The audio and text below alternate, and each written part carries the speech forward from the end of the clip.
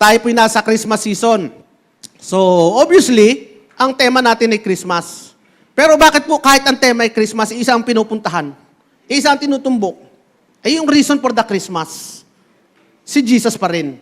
Dahil dito sa ating church, wala naman tayo pinapangaral kundi si Jesus lang at ang kanyang tinapos na gawa. Dahil yun lang naman ang mensaheng makapagliligtas sa mga hindi pa ligtas at makapagpapalakas sa mga ligtas na. Kaya po, sa umagang ito, ang title po ng ating message is, basahin natin sama-sama mga kapatid, God's Precious Gift. Alam natin kung sino si Jesus yan.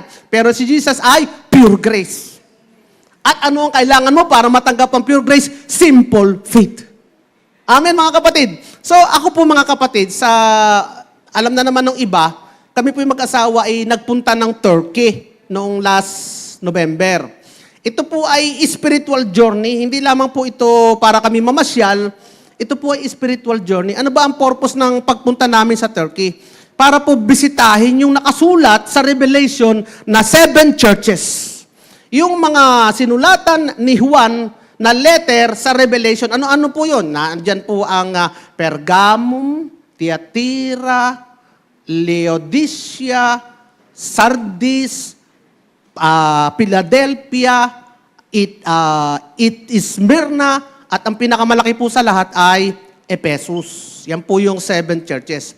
Nung nandun po kami sa Turkey, nakita po namin ang mga kamangha-manghang ebidensya ng katotohanan, ng existence, ng lahat ng nasusulat sa atin sa Biblia.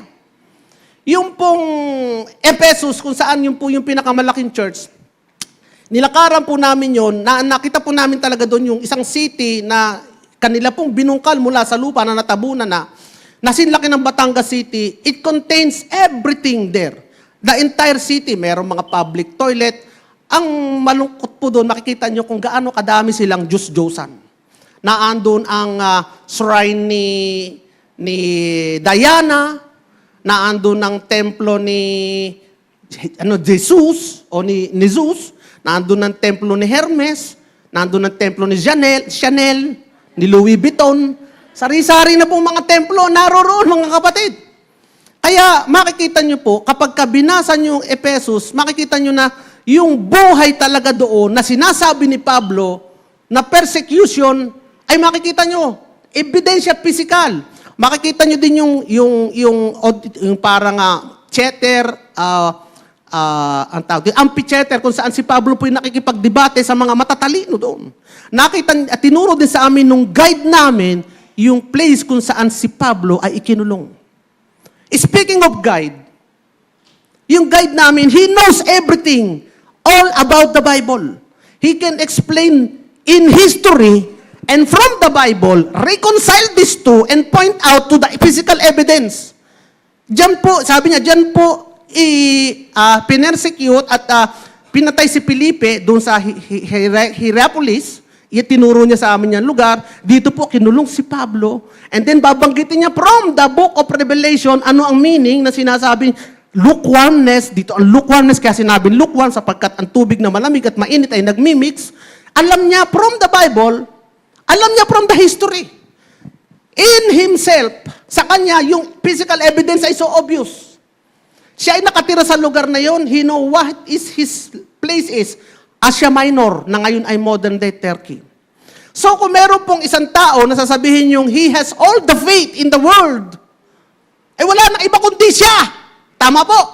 Because he can not only say it from the Bible, he can say it from the book, from their history. And he can see it physically. And the evidence is there. So wala nang ibang tao na merong mataas ang pananampalataya kundi siya. Tama po mga kapatid. Ang malungkot po mga kapatid, hindi lang siya hindi Kristiyano, siya po ay atheist. Hindi siya naniniwala sa Panginoon. Mga kapatid, ano po ang ibig sabihin nun? Pinapakita lamang po Panginoon na ang pananampalataya ay hindi lamang resulta ng kaalaman. Hindi lamang dahil sa physical evidence, ang pananampalataya ay biyaya ng Diyos. Biyaya ng Diyos. Kaya po mga kapatid, we are blessed. Pinagpala po tayo. Ako po napapaluhan nung nalaman ko, pinagpala tayo mga kapatid. Bakit tayo pinagpala? Palakpakan natin ang Panginoon. Bakit po tayo pinagpala? Because we believe in the Bible, we believe in God, we believe in Jesus, we believe in His finished work, even walang evidence sa atin na present. We believe in Him kahit hindi natin nakita. At ang sabi ng Bible, mga kapatid, we are truly blessed because we have not seen and yet we believe, mga kapatid. We are blessed. Bakit? Because God gave us a gift. And the gift is the gift of faith. Binigyan tayo ng Panginoon ng pananampalataya. Bakit mahalaga ang pananampalataya? Kasi sabi ng Romans chapter 10 verse 4, For Christ is the end of the law for righteousness to everyone who believes. Ang katuwiran ay nasa sayo sapagkat ikaw ay naniwala. At ano ang paniniwala? Ito ay pananampalataya, mga kapatid. Kaya mga kapatid, yung pong kaalaman, hindi sufficient. Alam na alam niya, hindi sufficient, hindi siya ligtas. Because knowledge cannot save, but faith alone can save. And even if they have knowledge, it's not a guarantee na sila ligtas. Alam natin, mga kapatid, that faith comes by hearing, and hearing by the word of God. Pero mga kapatid, gaano na kadami ang kilala natin tao na nakapakinig ng mabuting balita ng gospel na narinig din natin. The same gospel na tinanggap natin. Narinig din nila, and yet they are not believing. And yet they are not saved. And yet hindi sila naging mananampalataya. Bakit? Sapagkat, kapatid, pinagpala ka dahil binigyan ka ng Panginoon ng pananampalataya. Amen. Ano yung pananampalataya nyo? Yung faith that save. Ano ba yung faith that save? The John 3:16 faith. Whosoever believe in Him shall have eternal life and will not perish. For I have come not to condemn you, but to save you. That is the John 3:16 faith. And ano yung John 3:16 faith? Faith in Jesus Christ. Faith in the finished work of Christ. Na anong resulta? That we are, because of what Christ did, we are totally forgiven. We are totally holy. We are redeemed from sin, sickness, poverty, because of what Jesus did for us on the cross. Yun ang pinaniniwalaan natin, mga kapatid. Yun ang pinaniniwalaan natin, mga kapatid. Last week po, mga kapatid. Sasabihin ko sana, last week po, Panginoon. Last week po, mga kapatid, balikan natin yung ipinreach sa atin ni Pastor, yung takeaway. Yung takeaway, basahin niyo, mga kapatid. Ano ang takeaway sa mensahe ni Pastor last week? Kung wala kayong natandaan, at least man lang yung takeaway. Sumasampalataya ako kay Jesus dahil siya ang regalo ng Pasko para sa aking ikaliligtas, ikapagbabago, ikapagpapala at ikatatatag. Sino po ang regalo sa atin ng Pasko? Si Kristo, sapagkat siya ang ikaliligtas natin. Siya ang ikapagbabago natin. Siya ang ikapagpapala, kaya tayo napagpapala dahil kay Kristo. At siya ikatatatag natin, kaya tayo matatag dahil kay Kristo. Amen. Pero meron dong maliwanag na bold. Ano yung nakasulat doon? Sumasampalataya ako. So, kailangan muna ang pagsampalataya. Pero mga kapatid, paano sasampalataya ang isang patay? Paano sasampalataya ang isang bulag? Paano sasampalataya ang isang captive at isang bihag? Kailangan magkaroon ng miracle. Kailangan pa rin ang pagkilos ng Diyos upang ang isang tao ay sumampalataya. Sapagkat ang pagsampalataya ay hindi galing sa sarili nating lakas. Ito ay biyaya pa rin ng ating Panginoon. Hallelujah.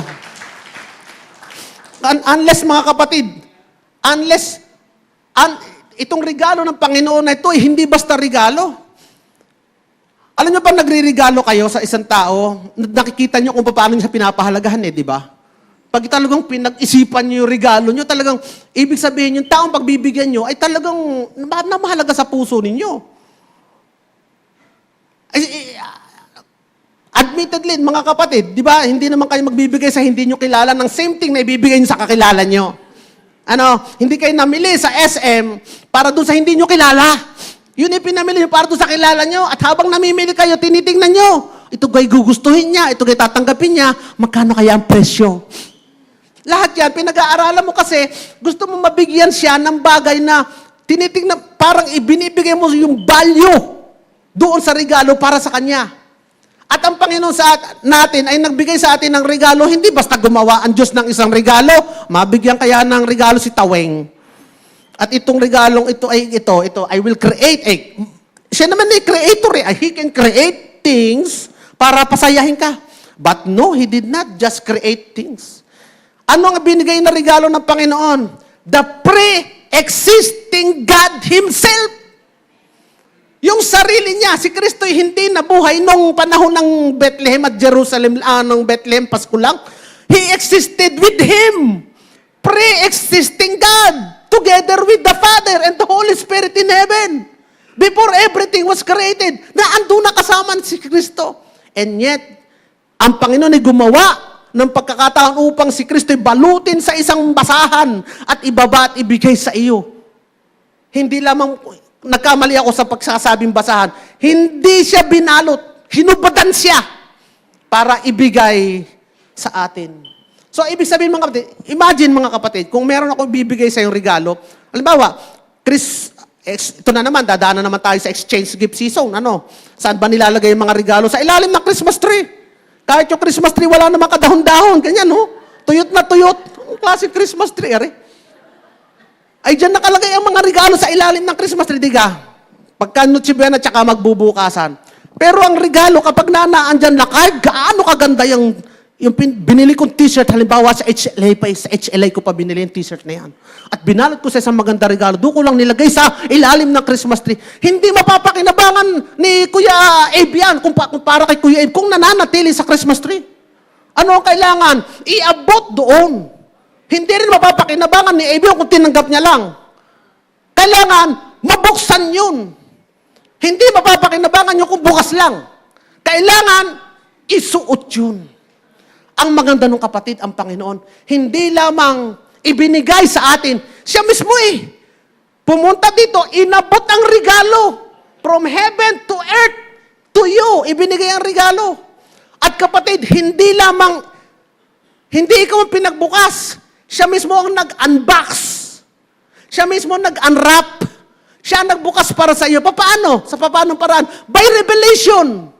Pinaunawa niya sa iyo na kailangan mo ang Panginoon. Siya ang nagbukas ng katotohanan ito sa atin. By revelation, siya ang nag-unwrap.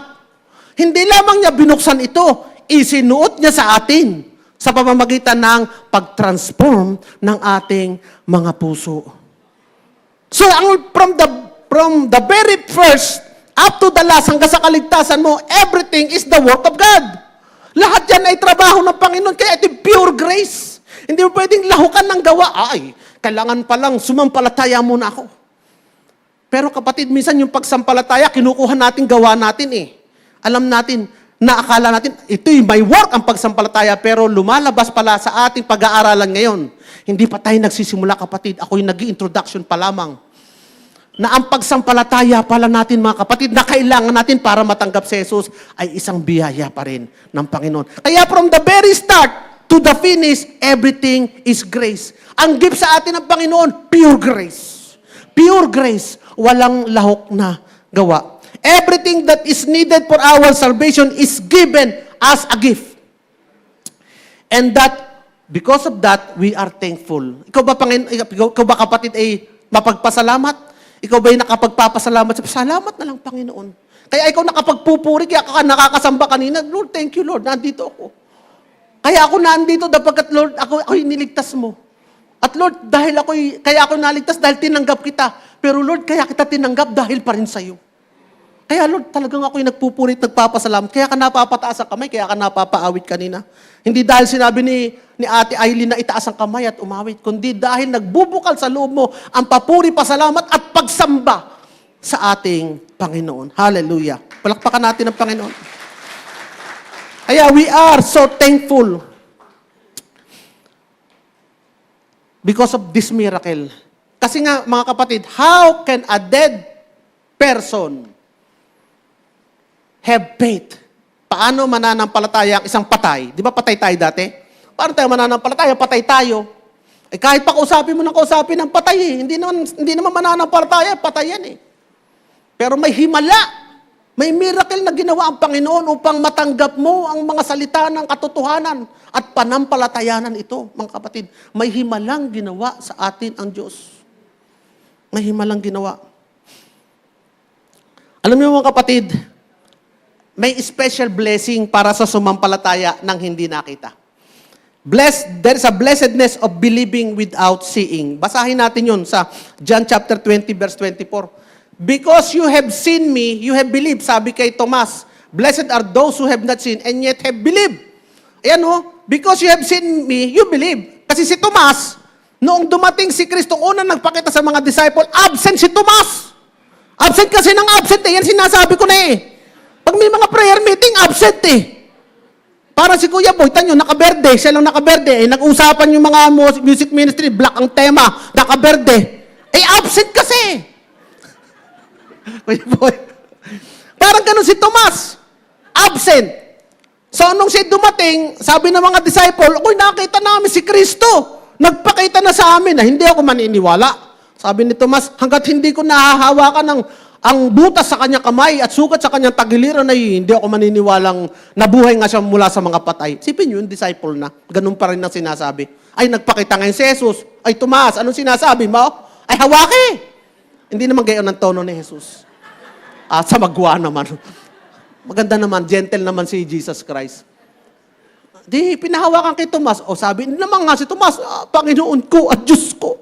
O di na, sabi ni Kristo sa kanya, anak ko, naniniwala ka na ngayon. Nananampalataya ka na ngayon. Hindi naman sinabi ng Panginoon na, ano ka? Hindi ka naniniwala, hindi ginayon. Naniniwala ka na ngayon, nananampalataya ka na. Pero dahil ako ay iyong nakita. Pero, blessed are those who believe and have not seen. Pero, may special na blessing doon sa mga naniwala. Pero, hindi ako nakita. Kapatid, nakita mo na ba ang Diyos? Hindi, pero naniniwala ka. Pinagpala ka, kapatid. Kapatid, nakita mo ba si Jesus? Hindi, pero naniwala ka, pinagpala ka, kapatid. Kapatid, nakita mo ba nung pinako si Kristo sa krus? Hindi. Nakita mo ba nung kinuha niya ang kasalanan natin, dinala doon? Hindi, kapatid. Nakita mo ba nung sinabi niya na ikaw ay nabuhay muli ngayon mula sa mga patay at magkakaroon ng buhay na walang hanggan? Hindi. Pero naniwala ka, blessed are you, kapatid. Hallelujah, kapatid. May special blessing kasi sa mga naniniwala pero hindi nakita eh. Ano yung special blessing na yun? Dahil naniwala ka sa hindi mo nakita, makikita mo. Amen. Hallelujah. So mga kapatid, ano ba yung faith? Kanina pa ako sabi ng pananampalataya, ano ba yung faith? What is faith? Ang faith po mga kapatid ay hindi intellectual lang, hindi yun nasa isip lang. Ang faith is something, it involves your entire being. Yung buong pagkatao mo, yung emotion mo, yung puso mo. Kung baka sabi ng Gilas Pilipinas, puso. May puso ang faith. Hindi lamang sa isip. Basahin nga natin ang Hebrew chapter 11, verse 1, from the translation ASND. Hindi ko alam ang meaning nun. Ano nga ASND? Ang salita ng Diyos. Salamat, Bishop. Basahin natin. Ang pananampalataya ay ang katiyakan. Kita nyo, yung katiyakan hindi lang sa isipin eh. Kasi dala-dala na yung buong pagkatao mo. Pag sinabing tiyak na tiyak ako, dala nun yung buong pagkatao mo. Pwede mong itaya doon yung salita mo, pwede mong itaya doon yung pera mo, pwede mong itaya doon yung asawa mo. Ay di kasi tiyak na tiyak ka eh. Kaya mo na itataya yung mga bagay na mahalagang yun kasi tiyak ka. Wala kang katalunan eh. Kaya itataya mo asawa mo, pistahan na, ito ang asawa ko. Isa laban sa 5. Kasi sigurado ka eh. Hindi matatalo yun eh. Yun oh, tiyak na tiyak ka eh. May katiyakan na matatanggap natin ang mga bagay na inaasahan natin. Yung bang inaasahan, kita mo? Hindi. Hindi mo pa kita eh. Inaasahan mo pa lang. Inaasahan mo to. Hindi ito hawak mo. Wala pa sa'yo, pero inaasahan mo at tiyak ka na matatanggap mo. Yun yung pananampalataya. At ito ay ang pagiging, again, emotional. Sigurado. Itong numerong ito, tataya ko, sigurado to. Sigurado sa mga bagay na hindi natin nakikita. Kaya may emotion, kaya hindi lang intellect, it involves your entire being. I believe, sabi ng mundo, I believe when I see. Yun ang sabi ni Thomas. Ay, maniniwala lang ako pag nakita ko, di ba ganun? Pero hindi pa nanampalataya yun. Nakita mo na, kaya ka naniniwala. Pero yung naniniwala ka dahil hindi mo pa nakikita, yun ang tunay na pananampalataya, mga kapatid. Kaya nga, mga kapatid, yung ulitin ko ulit kanina, hindi mo nakita ang mga bagay na ito, pero naniwala ka. Hindi mo nakita si Jesus, pero naniwala ka. Hindi mo nakita si Jesus, pero naniwala ka na andito si Jesus, kaya makikita mo. Amen, mga kapatid. Palakpakan natin ang Panginoon. Makikita mo siya. Kaya mga kapatid, ito po ay may himalang nangyari sa atin. Kaya akala nung iba, nag-evangelize kami, pinatanggap. Ang effort at ang credit ay pumupunta doon sa nagpatanggap. At nag-evangelize. In-evangelize namin, pinatanggap. Naligtas yan dahil sa amin. Alam, nagagamit ka lang. Pero hindi ikaw ang dahilan, kaya naligtas yan. At hindi yan tumanggap dahil sa'yo. Nagamit ka lang, pero hindi yan tumanggap dahil ito may himala. May miracle na nangyari.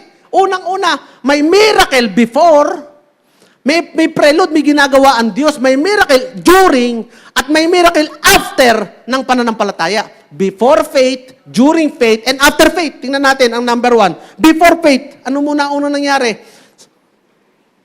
Salvation, yung next. Before, meron mo ng humility. Ano yung humility? Recognizing spiritual bankruptcy. Meron mo ng revelation of one's horrible condition.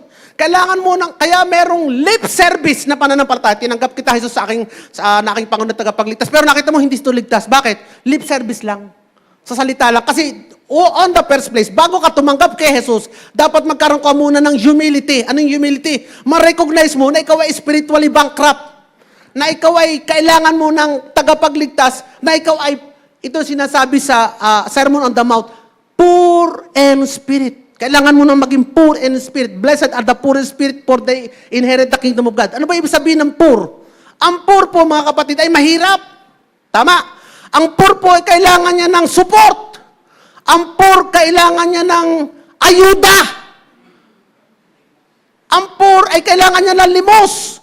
Ang poor, kailangan niya ng tulong from the outside. Ibig sabihin, pag ikaw ay poor, sinabi, in spirit, kailangan mo ng tulong sa labas para yung condition mo ay mapagbago. Tama po, mga kapatid. Spiritual bankruption, ibig sabihin, in spirit, ikaw ay laglag. In spirit, hindi ka ligtas. In spirit, palpak ka sa mata ng Diyos. Kailangan mo muna ma-recognize yun. Poor in spirit. Kailangan mo ng tagapagligtas outside from you. Hindi sapat ang iyong kondisyon ng spirit mo. Kaya mga kapatid, sabi ni Pablo sa Romans chapter 7 verse 24 to 25, wretched man that I am, who will deliver me from this body of death? Thanks be to God through Jesus Christ our Lord. Salamat sa Panginoon, sa pamamagitan ni Jesus ako inaligtas. Na-recognize ni Pablo ang kanyang pagiging poor in spirit. Sino magliligtas sa kondisyon kong ito? Paano ko maliligtas sa kondisyon kong ito? Kailangan ko ang tagapagligtas. Salamat sa Panginoon na ako iniligtas. Kaya po mga kapatid, ina-acknowledge ni Pablo ang kanyang hopelessness, kawalang pag-asa. Ganon din sa Philippians chapter 3 verse 8 and 9. Sabi doon, indeed, I count everything as a loss because of the surpassing worth of knowing Christ Jesus, my Lord. Everything is a loss. Lahat ng ginawa ko ay walang kabuluhan. Lahat ng aking mabubuting gaway walang kabuluhan. Ibig sabihin, kailangan niya ng tagapagligtas, someone to save him, dahil hindi niya kayang iligtas ang kanyang sarili. Hindi kaya ng kanyang lahat ng mabubuting gawa upang maging mabango siya sa harap ng Diyos. Kailangan niya ng tagapagligtas. So yun ang dumadating muna sa atin, mga kapatid. We must receive this miracle. Anong miracle nun? Ma-reveal sa iyo, kapatid, ang humility. Ma-reveal sa iyo na ikaw ay spiritually bankrupt. Ma-reveal sa iyo na you are poor in spirit. So that you will come to Christ and accept His salvation. Kailangan muna magkaroon. Kaya yung iba, lip service. Hindi naman namin, kami na may okay lang. Pag may mga question, ikaw ba sa tingin mo iligtas o hindi? Palagay ko naman, ligtas ako. Sa bait kong ito. Yung ang aking biyanan, sabi ng pari, sa langit pupunta, magiinom ako pa. Di ka? Alam niyo mga kapatid, sabi ng 1 John 1:9, the most famous 1 John 1:9. Ano ang 1 John 1:9? If you confess your sin, He is faithful and just to forgive our sin and cleanse us from all unrighteousness. Mga kapatid, it's not speaking about asking for forgiveness. Ang pinag-uusapan po dito ay yung mga tao na hindi nila alam na dapat muna ay magkaroon sila mentalidad na sila spiritually bankrupt. Kasi itong mga tao ito, iniisip nila na si Jesus naman ay accessories lang. Ako naman ligtas din kasi ako walang kasalanan. Bigyan natin ng konting konteksto mga kapatid. Yung 1 John 1:9, basahin natin yung buong verse from 1 John 1:8 to 1 John 1:10. Ano ba kaya ang konteksto ng 1 John 1:9 na andun po sa 1 John 1:8 at nandun sa 1 John 1:10? Ayun, sabi ng 1 John 1:8, if we claim to be without sin, ano sinasabi na? Wala naman kami kasalanan. Ano sa 1 John 1:10? Sis, if we claim we have not sinned, hindi naman kami nagkakasala. Itong mga tao to na sinasabi nila ligtas sila, hindi naman nila nakikita importance ni Jesus eh. Nakikita nila na hindi naman sila mapupunta sa impyerno dahil hindi naman sila nagkakasala at hindi naman sila gumagawa ng kasalanan. Kaya ang point ng 1 John 1:9 ay ibalik sila doon sa katotohanan that if we confess, anong ibig sabihin ng if we confess? If we admit, kung tatanggapin natin na tayo ay mapapahamak sapagkat tayo ay makasalanan, kung tatanggapin natin ng our spiritual bankruptcy, kung tatanggapin natin at we are poor in this spirit, kung tatanggapin natin ang kakulangan natin at kailangan natin ng ayuda sa Panginoon, then tayo ay maliligtas. It was never asking for forgiveness. Confession is not asking for forgiveness. Ang confession ay pag-amin mo na ikaw ay makasalanan. Kaya ito nangyayari sa atin mga kapatid. Before yung faith mo, masabihin mo, Lord, tinatanggap kita bilang Panginoon at tagapagligtas. Ano muna ang dadating sa atin mga kapatid? The revelation of your spiritual bankruptcy. Kapag ang isang tao hindi spiritually bankrupt, Lord, tinatanggap kita bilang Panginoon at tagapagligtas, etc., etc. Wala. Yung pananampalataya niya ay lip service lang. Pero dahil binuksan mo na ng Panginoon na maintindihan mo na ikaw pala yung mapapahamak kung wala siya, kailangan mo siya. Lord, tinatanggap kita bilang Panginoon tagapagligtas. That is the true saving faith. And it happens before your faith. Kita natin, kumikilos na ang Panginoon. It is a gift for us, mga kapatid. So, yung 1 John 1:9, it's not about asking for forgiveness.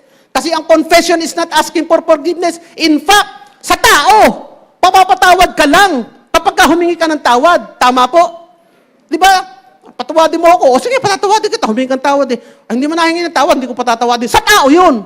Pero sa Diyos, bago ka pa humingi ng tawad, pinatawad ka na ng Panginoon. Amen.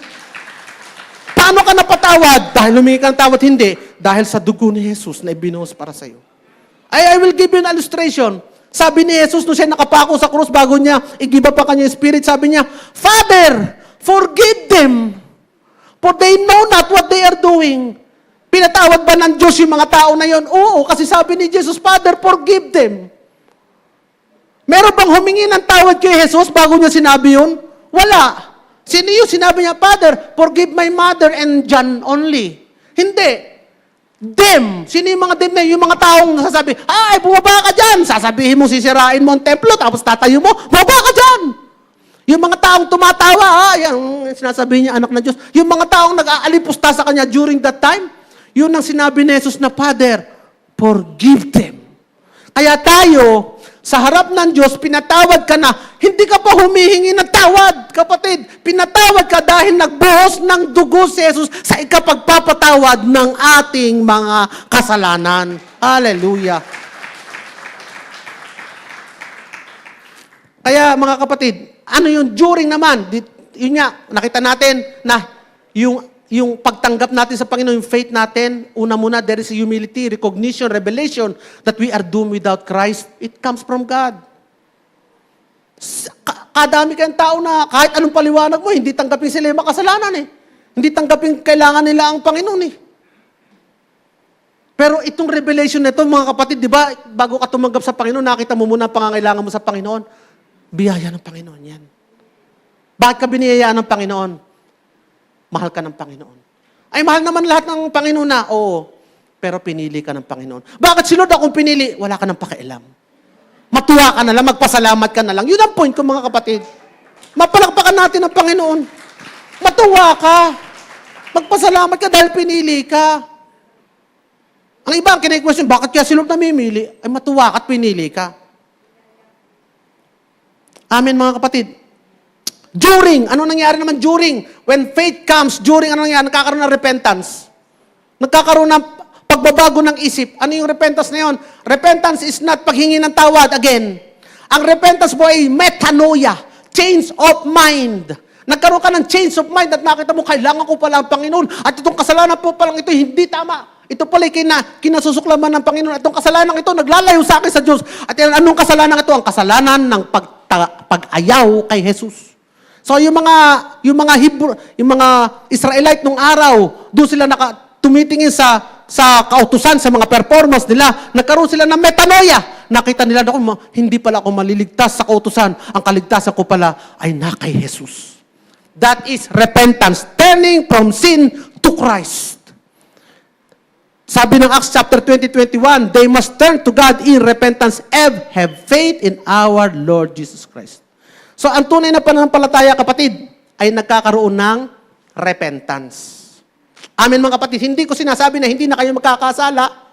Ang sinasabi natin, mga kapatid, from your mind to your heart, there is a turning away from sin toward your salvation, who is Jesus Christ. Turning away from false hope sa inyong mga gawa toward the Lord Jesus Christ, who is your true salvation. Amen. And after, ano ang nagiging resulta ng tunay na pananampalataya? There is fruitfulness. Ano yung fruitfulness? There is the fruit of the Holy Spirit in us. Hindi fruits ng ating pagpipilit at pagsisikap, kundi bunga ng Holy Spirit na iginawad at biyaya sa atin ng Diyos nung tinanggap natin si Kristo.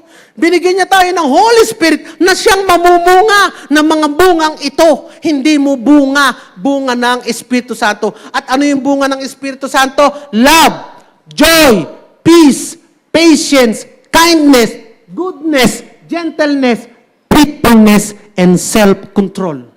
Baliktarin natin pababa. Self-control, faithfulness, gentleness, kindness, goodness, faithfulness, joy, peace, and love. Mga kapatid, hindi ko sinasabi na kumpleto dapat agad. Hindi, meron mga tao na after so many years, 10 taon ng Kristiyano, mataas ang kanilang goodness. Alam nila mga tao, pero pagdating sa gentleness, hindi sila gentle. Si Pastor James, mahina pa ang bunga sa gentleness. Meron namang ibang tao na sa faithfulness, mataas ang kanilang fruits of faithfulness, pero pagdating sa self-control, mababa pa ang fruits of self-control. Tulad ng isang bunga, ay isang puno. Pag namunga ang puno, hindi naman sabay-sabay lahat namumunga yan. Merong isang sanga na doon ang punong-puno at hitik na hitik. Meron namang isang sanga na walang kabunga-bunga at puro bulaklak palaang. Pero alam nyo, kapatid, isang ebidensya na tunay na nasa iyong Holy Spirit, itong tatlong ito ay hindi nawawala. Pag tinanggap mo ng tunay, sumampalataya ka ng tunay, there is love. There is overwhelming love. There is unspeakable joy. There is unexplainable peace. Nung ako'y unang na-born again, yun ang unang dumating sa akin. Nagkaroon ako ng pag-ibig agad doon sa mga taong hindi ko naman dati kaibig-ibig. Naawa ako sa kanila. Nakita ko kawawa naman sila. Ako'y ligtas na, pero sila hindi pa. Yun ang unang namunga sa atin. Kung tunay na tinanggap mo si Jesus, yun ang tunay na pananampalataya, you will experience overwhelming love. Kahit yung mga persecutor mo, yung sumisira sa'yo, nagkaroon ka ng awa sa kanila. Pangalawa, there is joy. Masayang-masaya ka, hindi mo ma-explain, ang saya-saya mo. Kahit, nung ako'y nasa school pa, kahit kita ko yung, may exam bukas, ang dahil pa namin project, pero ang saya-saya ko. Bakit? Ako'y ligtas Kayo ba, mga kapatid, ay nakaranas din nun? Amin, mga kapatid, kung nakaranas din nyo yung unspeakable. Abay, ang pangako ng kaligtasan, mga kapatid, sabi ng Panginoon sa assured ng kaligtasan mo, yun ang faith, assurance of things unseen. Sigurado ka na sa kaligtasan mo, hindi ka ba masaya? Kahit wala kang Christmas bonus, hindi ka ba masaya? Masaya ka dahil siguradong ligtas ka. Patatlo, you have peace. Mapayapa ka kahit magulo ang mundo. Bakit? Sapagkat alam mo, hindi ka pababayaan ng Panginoon. You have unexplainable peace in your heart. Kaya ito mga kapatid, there is love, there is joy, there is peace in your heart. Yung mga iba, tsaka na yun. It is sa interaction pa sa tao, tsaka mo maintindihan yun. Yung gentleness, yung goodness, yung self-control, at tsaka yung faithfulness, sa interaction mo pa. Pero habang hindi ka pa nag-i-interact with people, tinanggap mo pa lang si Lord, there is an overwhelming love. There is unspeakable joy, and there is unexplainable peace sa ating mga puso. Palakpakan natin ang Panginoon. Alam niyo mga kapatid, yung pong faith, yan po yung daan ng salvation, daan ng kaligtasan, yung saving faith, na na sa pamamagitan nito, ikaw ay naligtas, hindi sa pamamagitan ng mga gawa. Kaya nga sabi ng Lucas chapter 7, verse 50, sabi ni Jesus doon sa babae, your faith has saved you. Go in peace. Dahil sa pamamagitan ng pananampalataya, tinanggap mo ang biyaya ng Panginoon. At ang faith din po ang cornerstone ng Christian life.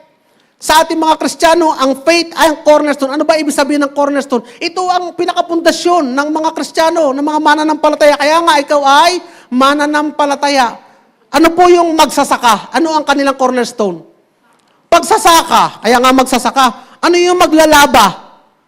Ano ang pinaka-cornerstone ng kanilang buhay? Paglalaba. Ano yung magtitinda?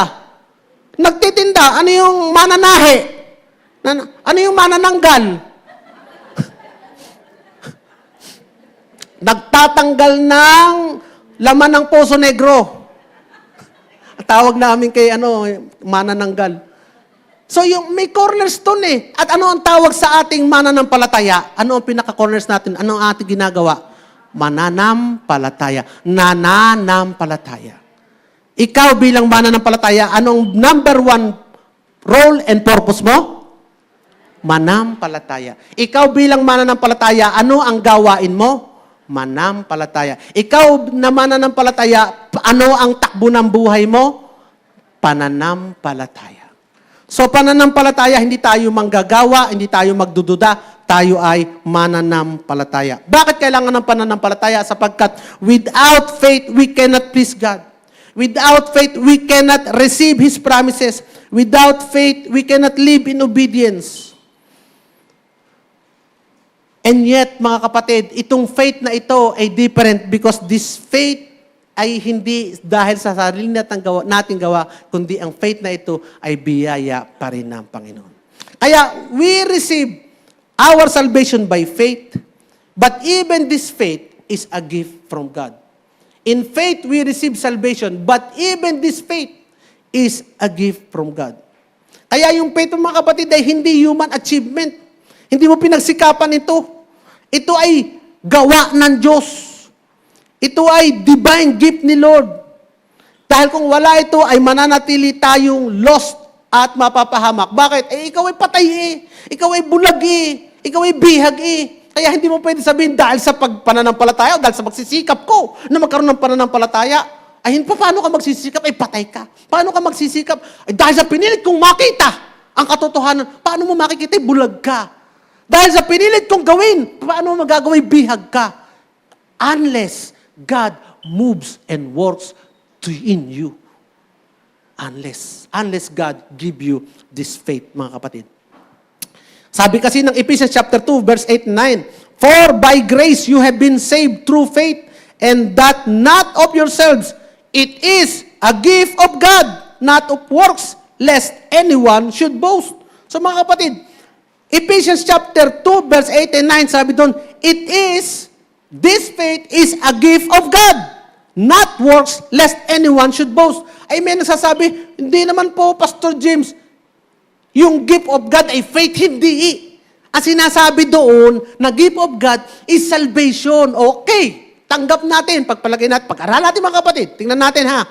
Kung salvation ang gift of God, which is talaga namang gift of God ang salvation. Gamitin natin sa verse na ito. Kung talagang ang sinasabing gift ay hindi yung faith, kasi yung faith, sabi na, hindi, yung faith sa'yo yan. Yan ang kailangan mong gawin. Kaya imposibleng ang sinabing it is a gift of God ay yung faith, hindi, Ang gift of God ay yung salvation. Yes! Salvation is a gift of God. Pero pag sasabihin mo sa akin na yung faith ay hindi gift of God, tignan nga natin. Okay. Tignan natin. Let's see. if the salvation is a gift from God. Eh bakit pa niya isisingit yung praise ng it is a gift of God? Kung yung salvation, it is a gift from God, ay pwede namang sabihin, you have been saved by grace through faith so that no one will boast. Sapagkat yun namang grace ay gift nga. Ikaw ay naligtas sa pamamagitan ng biyaya. Ikaw ay naligtas sa biyaya sa pamamagitan ng pananampalataya. At ito ay biyaya ng Diyos. Para inulit mo na, ikaw ay naligtas sa biyaya sa pamamagitan ng pananampalataya. At ito ay biyaya ng Diyos. Ay bakit ko uulitin yung atatang biyaya ng Diyos? Pangalawa, kung ito yung faith ay hindi gift of God, ay hindi na talagang gift of God ang salvation. Bakit? 50% Jesus, 50% faith from you. Ay hindi na 100% ang kaligtasan. So mali na din yung praise that this is a gift of God. Samantala pa lang you have to work through your faith. So, hindi pwedeng yun. Ikaw ay naligtas sa pananampalataya, ikaw ay naligtas sa biyaya sa pamamagitan ng pananampalataya, at itong kaligtasang ito ay biyaya. Ay, inulit mo lang. Pangalawa, kung sasabihin nila na yung grace daw, yun daw ang gift, yun daw praise na it is a gift, ay para dun sa grace. You have been saved by grace through faith, and it is a gift of God. Yun daw grace, ang gift. Ay ano ba sa Tagalog ang grace? Biyaya din. Ay ano ba ang gift? Biyaya din, regalo, parehas lang. Ikaw ay naligtas sa biyaya sa pamamagitan ng pananampalataya. At ang biyayang ito ay biyaya. Ay puro biyaya. Ay mali, parang illogical.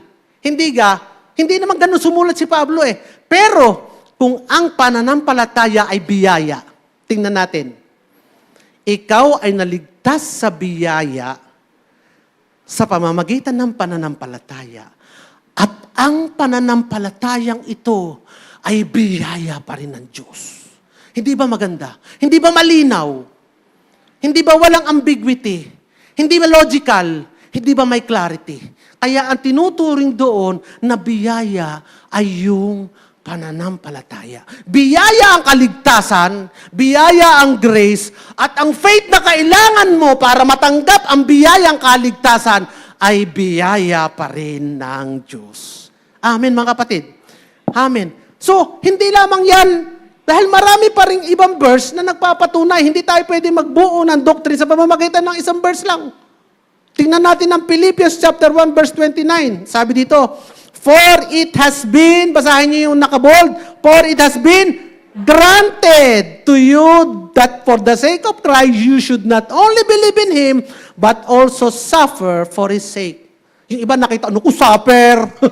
Ang nakita ng iba, hindi yung maganda, kundi yung negative. Mga kapatid, bago mo muna tingnan yung suffering, persecution yan, ibig sabihin, dadaanan natin yan. Basta yung suffering na yan ay hindi sakit karamdaman, paghihirap, pagkaluksa, kamatayan, sagasa, aksidente. Hindi yun. Suffering na sinasabi dyan, suffering in Christ. Persecution yan. So bago mo muna tingnan yan, tingnan mo muna yung it has been granted. Ano ang ginrant sa atin? For the sake of Christ that you should believe. Ibinigay sa'yo, iginawad sa'yo, iniregalo sa'yo na ikaw ay maniwala. Ano ang ibig sabihin? Ang pananampalataya ay biyaya pa rin, regalo pa rin. Mali na mga kapatid. Abay, isa pang patunay, kumuha tayo ng ibang verse.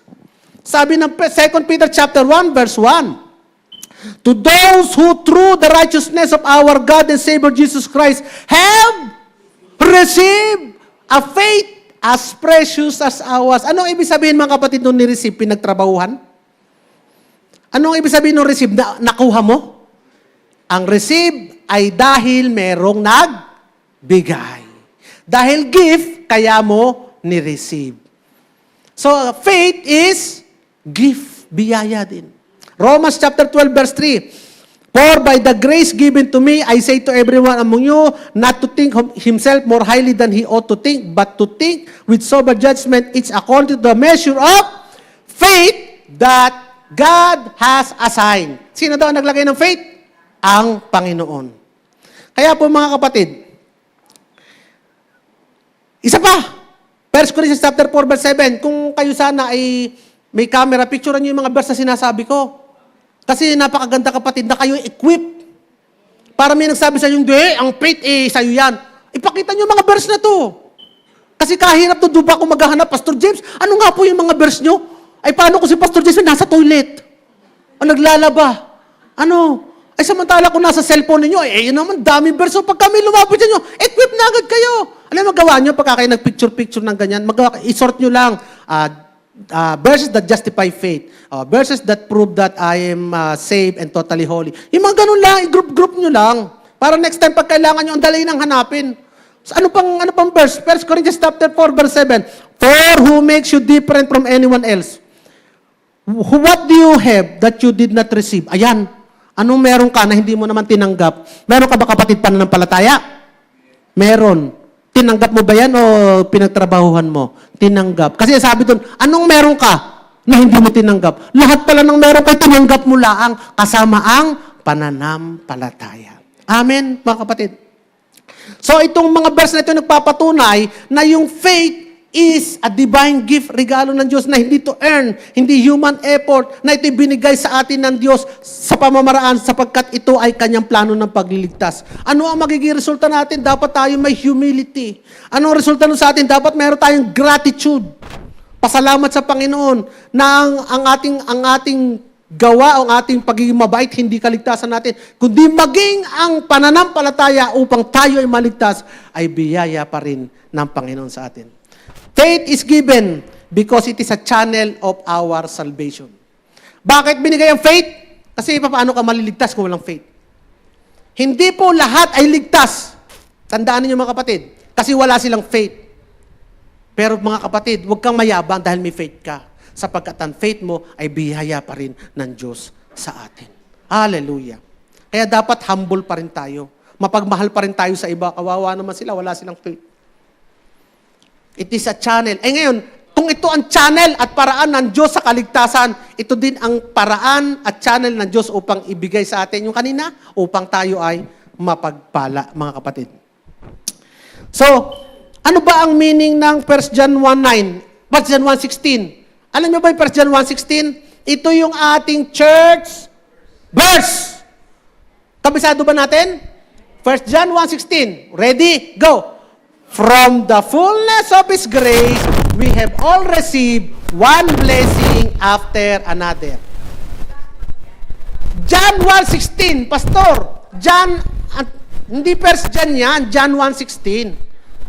Ito naman si Pastor John Omonar, John 1:16 yan. From the fullness of His grace, we have all received one blessing after another. Puntahan natin mga kapatid yan. Saan daw nanggaling? From the fullness of His grace. Ibig sabihin, from the abundant grace. Ibig sabihin, from the rich unlimited gifts. Ibig sabihin, from the wealthy unbounded generosity. Ibig sabihin ng mga kapatid, yung tinatanggap natin is from God's nature and position and status. Ibig sabihin ng mga kapatid, ang tinatanggap natin doon is from because He is rich, because He is generous, because He loves to give. Kaya tayo tumatanggap because He is rich, because He is wealthy, because He is generous, because He loves to give. Kaya mo tinatanggap, hindi dahil sa'yo. Hindi dahil kayo nasunod, mabait ka, etc., etc. Hindi dahil kayo nag-ayuno, tumatanggap ka dahil siya ay rich, wealthy, generous, and He loves to give. We receive from that position, not from our position. Ibig sabihin ito mga kapatid, hindi ganito. Hindi ka makakarinig ng ganitong sagot. Ano yung sagot na ganito? Don't ask me for anything else because we have nothing. Or, don't ask me for something more because that is the last. Saan mo naririnig yan? Nung ako'y bata, naririnig ko yan.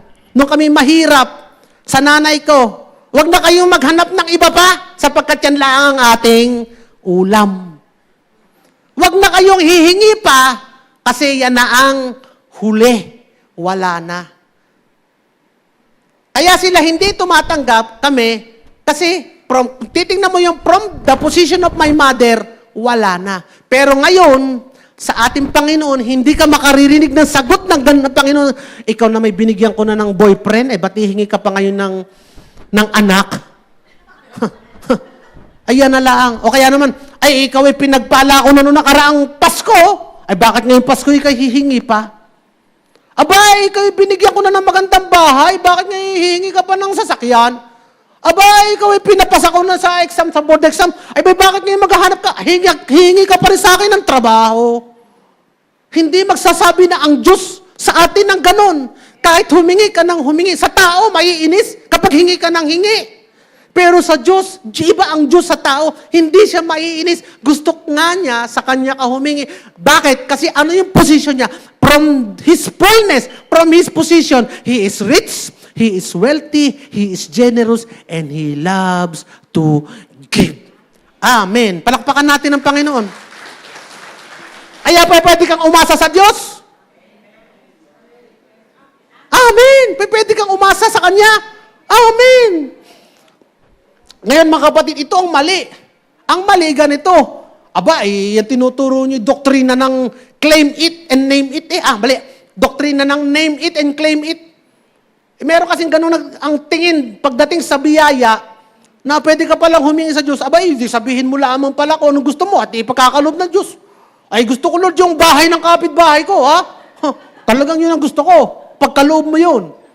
Ay, ganun yung name and claim it, Oh Lord, gusto ko nang karoon ng magandang sasakyan. Ayaw ko na nung aking territory. Ang gusto ko ay... Ano nga? Wala nang maisip Yun na yung point. Gets yun na yung point.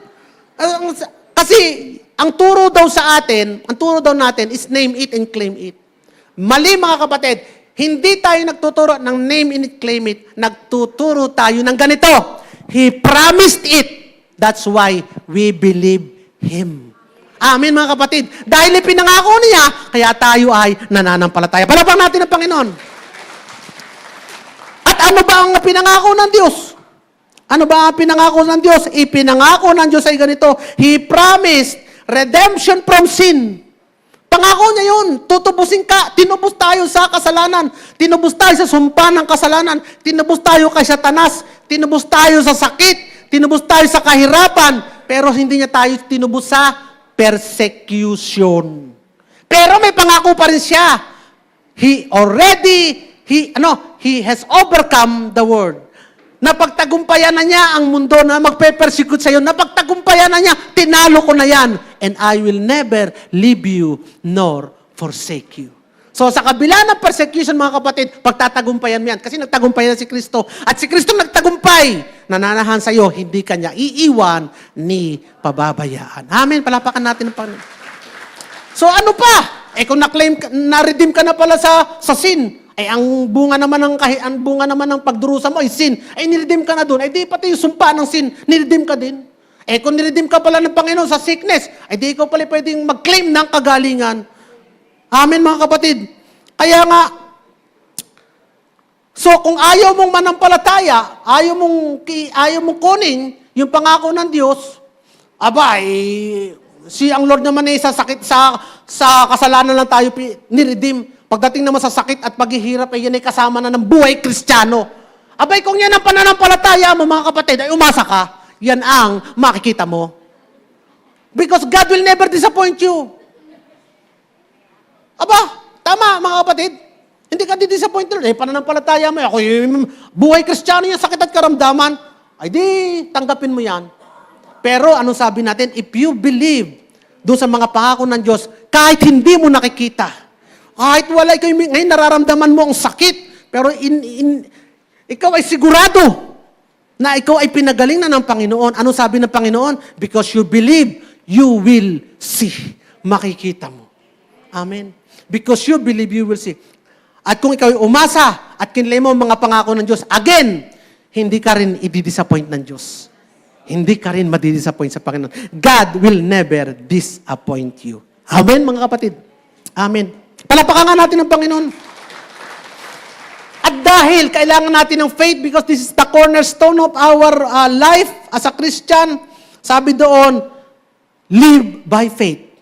Sabi ng Galatians chapter 3 verse 11, the righteous shall live by faith. Righteous ka ba, kapatid? Yes. Hindi ka makapaniwala? Maniwala. Ay, pangako ng Lord yan eh. Para makita mo, righteousness mo. Live by faith. Kaya nga ang faith is not just for salvation, it is for daily life. Kasi nga, live by faith, daily living. It means trusting God's promises, following His guidance, relying Him in sabihin nyo nga, gagamitin natin yung word na mamaya, every situation. Ano yung situation na yan? Freedom from legalism. Abay, hindi ka na, dati, very legalistic ka na, hindi ako nakapag-pray ngayong umaga, ako kaya ay makakarating sa akin pupuntahan, baka ako'y maaksidente. Hindi ako nakapag-pray ngayong umaga, mahina ang benta ko, kasi hindi ako nakapag-pray. Legalistic ka, para sinasabi mo, ang pagpapala mo sa araw natin, nakabase sa ginawa mo, that is legalistic. Hindi ako nakapag-sign of the cross doon sa simbahan na yun. Madudulas ako. Simbahan naman ng Iglesia ni Cristo, nag-sign of the cross pa din. Legalism yan, mga kapatid. Hindi ako nakapagbasa ng Bible na 10 chapter. Patay na. Yung pangako sa akin ni Lord, hindi kanya-kayang gagawin. Papapasahin kaya ako sa board. Mga kapatid, ang kaligtasan may biyaya. Para ka naligtas, binigyan ka din ng pananampalatayang biyaya. Sa palagay mo, yung tatanggapin mong pagpasa sa board, hindi sa pamamagitan ng biyaya. Biyaya pa din. Kaya, pag naintindihan mo ito, mga kapatid, it frees you from legalism. Hindi ka na kailangang mag-work para ikaw maging mabango sa harap ng Diyos. Unang-una, kaya ka nga naging mabango sa harap ng Diyos sapagkat ang Diyos ang nag-work sa pamamagitan ni Kristo upang maging mabango ka sa harap ng Diyos. Amen, mga kapatid. Kaya it frees you from legalism. Kaya nga ang Christian, buhay ng Christian, tunay na masaya. Pangalawa, peace with God. Paano ka pa pagka ikay may peace with God, you have peace in your heart. Sabi ng Romans 5:1. Therefore, since we have been justified by faith, we have peace with God through our Lord Jesus Christ. You have peace with God, you can be assured you have peace in every area of your life. Joy and hope, yung sinabi ko kanina, love, joy, peace. Ito joy and hope. 1 Peter chapter 1, verse 8-9. True, though you have not seen Him, you love Him. And even though you do not see Him now, you believe in Him. And are filled with inexplicable joy. Dito ko kinuha yung kanina. Ano yung unang bunga ng Espiritu Santo nung tinanggap mo si Kristo? Inexplicable joy. Hindi mo maintindihan kagalakan. For you are receiving the end result of your faith. Tatanggapin mo ang bunga ng pananampalataya. Ano yung bunga ng pananampalataya mo? The salvation of your soul. Hindi ba ikaw masaya nun? Hindi ka ba nagagalak nun?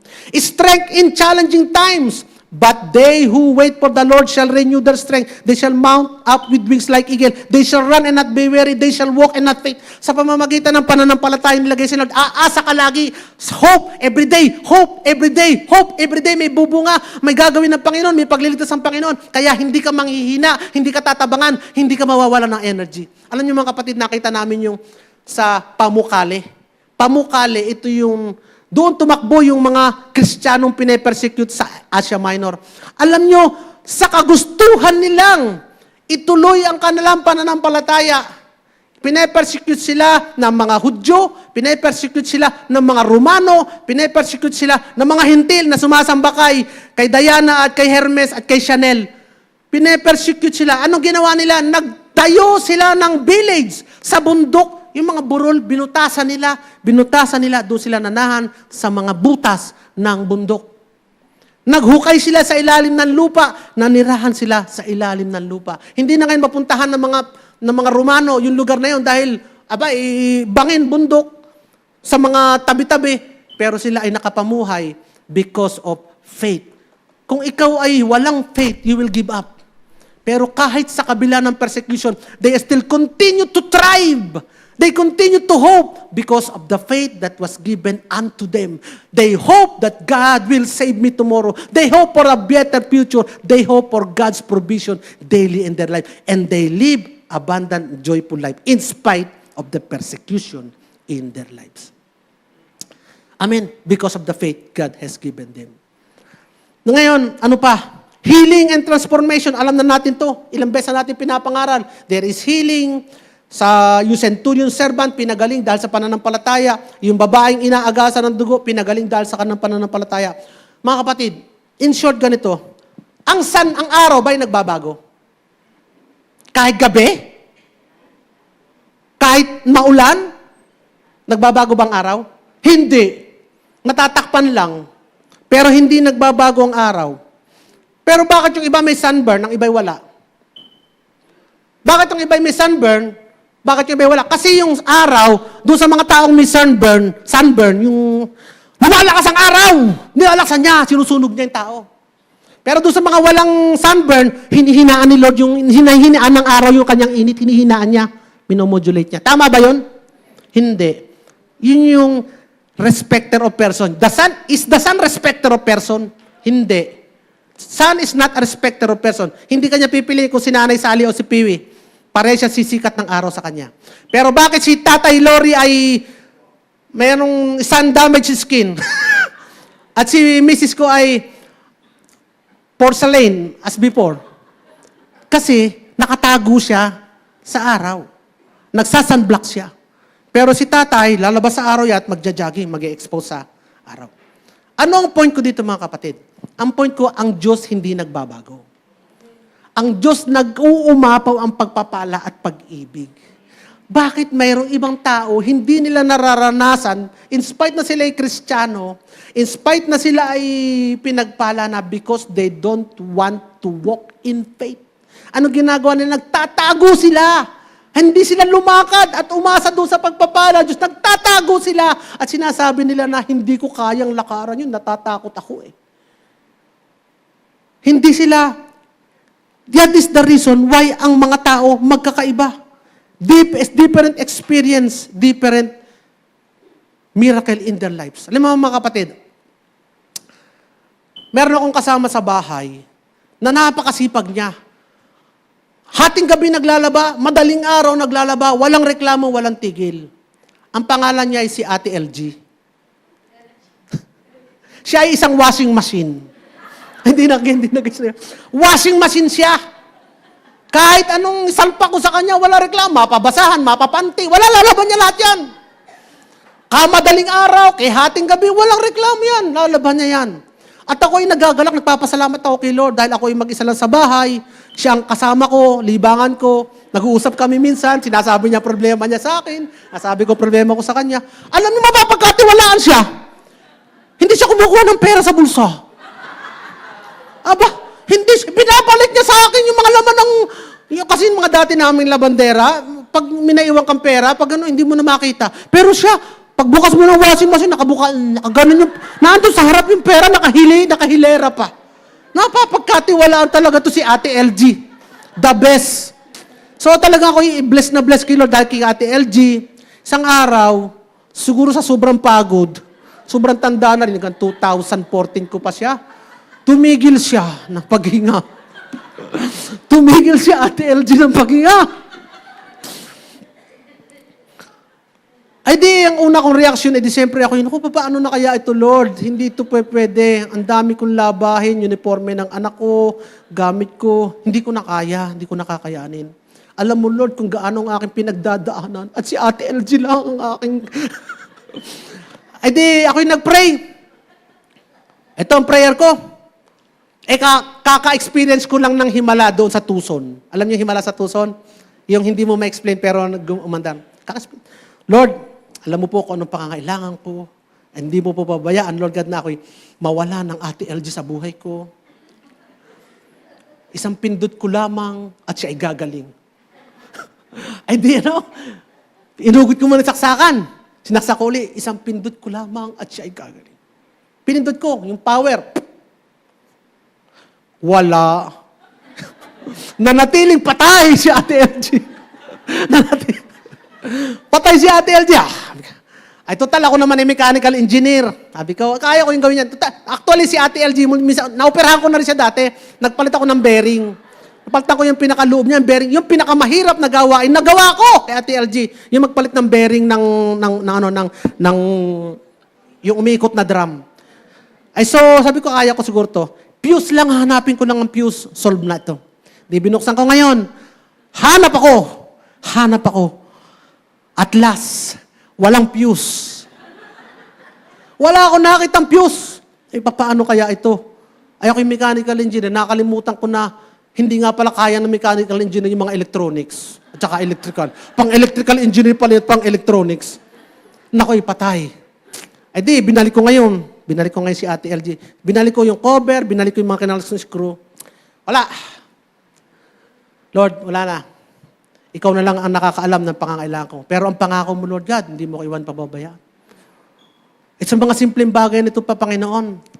Nakikita ko na naghihimala ka. Sa malalaking bagay, naghihimala ka. Sa mga simpleng bagay po, Panginoon, naghihimala ka. You have proven in the past, hindi ko nakalimutan yung ginawa mo sa tuson ko. Hindi ko nakalimutan yung ginawa mo sa anak ko. Hindi ko nakalimutan yung mga ginawa mo sa buhay ko, Lord God. O, sinaksak ko ulit sa kuryente. Pinindot ko, nabuhay si Ate LG. Hanggang ngayon, tumatakbo pa si Ate LG. Magsasampung taon na, magse-celebrate na kami ng anniversary ni Ate LG. Buhay pa siya, tumatakbo pa siya. Alam niyo mga kapatid, ang point ko ganito, marami mga tao masasabi, nagkataon lang. Baka meron kang napindot na circuit. O baka meron na ground lang, naalis yung ground. Alam niyo kapatid, ito ang point na sinasabi ko. Kung hindi ka nananampalataya, kahit pakitahan ka ng Panginoon ng patay na nabuhay, hindi ka mananampalataya. Pero dahil nananampalataya ka, sabi kanina, in every situation of your life, pwede mong asahan ng Panginoon kaysa pag-aaral, kaysa sa pagtatrabaho, kaysa paglalaba, kahit kay Ate LG, pwede mong pagtiwalaan ng Panginoon. Makikita mo, dahil naniwala ka, makikita mo. Naniniwala, ay palapakan natin ng Panginoon, naniniwala ka na may kamay ang Diyos sa lahat ng aspeto ng buhay mo. Makikita mo ngayon ang pagkilos ng kamay ng Diyos sa lahat ng aspeto ng buhay mo. Hallelujah, mga kapatid. Amen, mga kapatid. Kaya, faith is not about your ability. Ito naman, ang faith ay hindi yung ability mo. Kasi iba sabi, pinalalakas ko ang faith ko. Dahil sa faith ko. Hindi yung ability mo, but trusting God who sustain you. Hindi ito yung size ng faith mo. Dapat mas malaki pa ang faith ko. Ang sabi ng Biblia, mga kapatid, buhay, kaligtasan, at buhay na walang hanggan. Kasi laki lang ng buto ng mustasa. Ay, ang gusto kong buto, buto ng abukado. Para mas ano pa.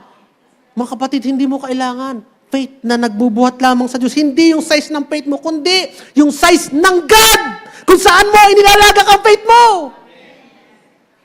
Kahit pa meron kang faith na sinlaki ng buto ng abukado, kung pinaglalakagan mo naman ng faith si Santa Claus, wala magagawa si Santa Claus sa'yo.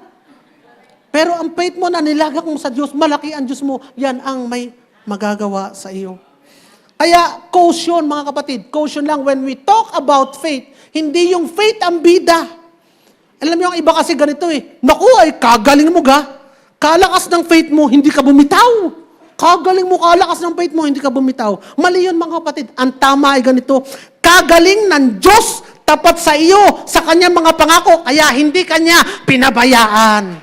Amen mga kapatid.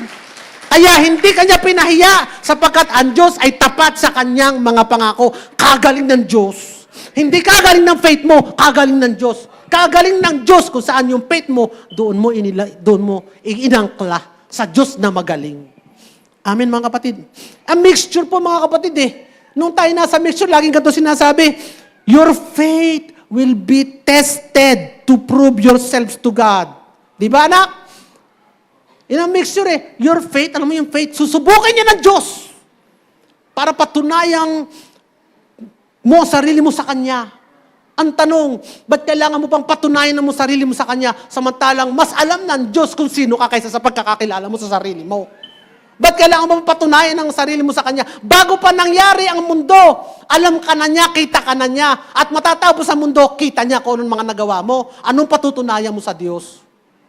Wala kang patutunayan sa Diyos. Sapagkat ang pure grace na katuruan ganito, it's not proving yourself something to God. Wala kang dapat patunayan sa God. Because it is trusting all things to God. Because the bottom line, God is faithful. Amen mga kapatid. That is pure grace. Faith and pure grace.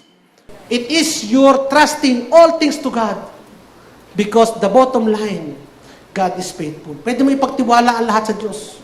Kasi ang Diyos ay matapat eh. Hindi ka matapat, hindi ka faithful, pero ang Diyos will continue to be faithful forever. Amen. Kaya pwede mo siyang pagtiwalaan eh. Kaya pwede kang magtiwala at sumampalataya sa Kanya. Wala ka nang kailangan patunayan sa pananampalataya mo, kapatid. It's not proving yourself. It's God proving Himself to you. Ano ipoprove ni Lord sa Kanya? He is faithful. Papatunayan ko na ako ay matapat. Magtiwala ka sa akin, papatunayan ko na ako'y matapat. Pinatunayan ng Diyos sa aking buhay maraming beses. Kaya ako'y lagi minasisya sa inyo. Ang Panginoon, kapag umasa ka sa Kanya, hindi Kanya talaga ipapahiya. Papatunayan niya lagi sa iyo ang Kanyang katapatan. Alam niyo si Abraham, anong tawag sa Kanya? The father of faith. Di ba Pransya yun? Faith Pransya eh. The father of faith si Abraham. Bakit? Hindi niya sinabi na, hindi sinabi ni Lord sa kanya na, Abraham, prove yourself to me. At hindi sinabi ni Abraham na, God is testing me. Sinusubok ako ng Diyos at papatunayan ko ang pananampalataya ko sa Diyos. Hindi mo makikita sa Bible yun. Walang sinabi si Abraham na papatunayan ko ang pananampalataya ko sa Diyos. Ano ang sinabi ni Abraham? Anong ginawa ni Abraham? Tumingin siya sa langit at nagtiwala siya sa Diyos at sinabi niya, God will provide for the sacrifice. At hindi siya na-disappoint. Because the bottom line of faith is not you proving yourself to God, but God being faithful to His promise to you. Amen. Kaya mga kapatid, huwag niyo i-condemn ang sarili niyo kapag minsan hindi niyo nakikita yung epekto ng inyong pananampalataya. Maliit yata ang faith ko eh. Wag kapatid. Dapat, ito lang, laging kay Jesus ang tingin mo, wag sa faith mo. Lord, sa'yo ko iaasa at titingin. No, wag niyo i-evaluate lagi yung faith niyo. Sasabihin, baka kulang pa ako ng pananampalataya. Alam mo sis, kaya hindi ka nagaling, kulang kasi sa pananampalataya. Wag gayon. Sabihin niyo lang, sis, magtiwala ka sa Panginoon na tapat sa Kanyang mga pangako. Laging gayon ang sasabihin natin. Amen mga kapatid. Kaya anong application natin, mga kapatid? Application natin ay maging humble tayo. Ay kasi nga yung faith nga is gift eh. Lahat nga tinatanggap natin gift eh. At maging mapagpasalamat tayo. At dahil nga lahat ito ay biyaya ng Panginoon, kaya nakapagpapasalamat ka at maging gracious tayo sa iba. Maging gracious din tayo sa iba. Ano pa? We should pray and trust in His promise. Kasi nga, Romans chapter 10, verse 17, faith comes by hearing, and hearing through the word of Christ. So, kung faith comes by hearing, then hear more. Hear more, hear more. Spend time. Spend time more. Spend time with the Bible. Spend time with... At least man lang siguro nanonood kayo nung pang-umaga, daily snippets ni Pastor, Bishop, Anthony. Ay yung iba na pagpapala, hindi taga-church natin, no? Sasabihin sa akin, alam mo na, tutuwa ako doon sa inyong pastor, kahit matanda na, ay araw-araw pa eh. Sabi ko, hindi pa matanda, mas matanda pa ako doon. Sorry, akala ko kasi matanda na. Ay araw-araw kayo ako'y natutuwa, makinig. Ito kapatid hindi ito kasama natin sa church. Pero natutuwa siya, nagagalak. At yung iba mga testimony, ako'y natutuwa dun sa mga pang-araw-araw. Matuwa kayo sa pang-araw-araw, matuwa din kayo sa pang-linggo. Meron din mga messages na pwede nyo ulit-ulitin yung mga messages natin, especially doon sa mga bago. Balikan nyo yung mga previous messages, yung mga luma. Gusto nyo mabalikan? Ano mga kapatid? Life-changing. Faith-building. Miracle-working. Experience in our walk with Christ. Full of grace and abundance. In Jesus' name. Amen. Kaya, ang conclusion natin, mga kapatid, yung takeaway last message, sumasampalataya kay Jesus. But because we are dead, He gave us something para tayo makapanampalataya. Ano ibinigay niya? Faith. The gift we need. Alam ng Panginoon na kailangan natin ng kaligtasan. So, ginawa niya lahat in His side to provide for it. Alam niya na kailangan natin ng pananampalataya. So, He even gave us faith to believe in Him. Anong take-away natin ngayon, mga kapatid? Take-away natin? Jesus, yan ba yung takeaway natin? Hindi, kapatid. Ang takeaway natin, yan yung faith. Pero okay na rin, basahin na rin natin ang buo yan. Maganda yan. Jesus is God's precious gift. So He gave us faith to receive His precious gift, enabling us to receive salvation, walk in His blessing, and live victoriously. Amen, mga kapatid. Palakpakan nga natin ang Panginoon. Hallelujah, Lord. Lord, kami po yung nagpupuri, nagpapasalamat sa iyo, Lord God. Alam mo kung anong kulang sa amin. Alam mo kung anong pangangailangan namin. Alam mo ang kahinaan namin. And in spite of all these things, Lord God, hindi ka nagsawa magbigay. Binigay mo na nga sa amin ng kaligtasan. Si Jesus, pinackage mo na. Binigay mo pa rin ang paraan kung paano namin siya matatanggap. Kaya ngayon kami po, Panginoon, we are at awe. Kami po, Panginoon, ay manghang-mangha sa iyong pag-ibig, sa iyong biyaya sa amin ngayong umaga ito. Salamat po sa pagliligtas mo sa amin. Wala kaming ipagmamalaki sa iyo, Lord God. Wala kami po, Panginoon, daladalang sarili naming kakayanan. Kundi, Lord God, ang pagtanaw sa iyo bilang source of all this blessing. Kung ikaw ngayon, kapatid, ay nanonood, hindi mo pa kilala si Kristo.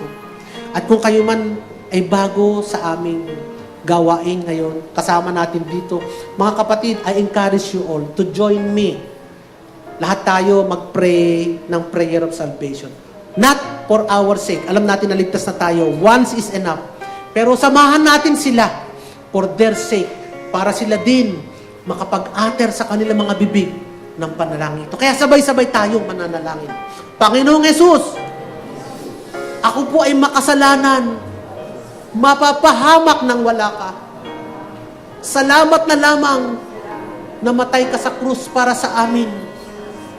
Nabuhay ng walang kasalanan, pero nagbayad ng aming mga kasalanan. Salamat po sa dugo mo na ibinuhos bilang kabayaran sa aming kasalanan at patuloy na naglilinis ng aming mga kasalanan. Salamat po ng aming mga pangalan ngayon ay nakasulat na sa aklat ng buhay. At dahil dito, magkakaroon kami ng buhay na walang hanggan at makakasama mo sa kalangitan. Ito ang aming panalangin na may pasalamat at papuri sa pangalan mo, Jesus, na aming Panginoon. Amen. Amen. Palakpakan natin. Kung ikaw, kapatid, ay nanalangin, umasa ka, katulad nga na pinag-aralan natin, makasigurado ka sa pangako ng Diyos ng buhay na walang hanggan. Amen.